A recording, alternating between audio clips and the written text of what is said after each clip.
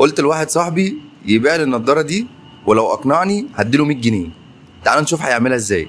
ايه رايك في النضاره دي؟ جميل. ستايلك لايق عليه النضاره قوي، كمان يعني يديك برستيج كده وشكل جميل جدا، مظبطه الدنيا معاك كمان في الصيف قوي. شاري؟ لا. ليه؟ خلصت؟ يا ريس. جه دوري بقى. قبل ما ابيع لك النضاره دي يا ريس هسألك سؤالين. ايه اكتر حاجه بتضايقك في اي نضاره عندك؟ يعني انا احب النضاره انا اكون لابسها تكون مثلا خفيفه، وما تكونش مثلا كبيره على وشي. اكتر وقت بتلبس فيه النضاره وانت سايق ولا وانت خارج؟ لا وانا خارج. يعني انت بتحب ان انت تبان شيك قوي وفي نفس الوقت عايزها تبقى خفيفه ما تضايقكش طول الوقت وانت قاعد بالساعات الطويله يعني.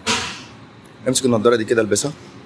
انت حسيت ان هي مش موجوده اصلا، خفيفه صح؟ بس اول ما تخش اي مكان كل العيون هتبقى عليك فورا.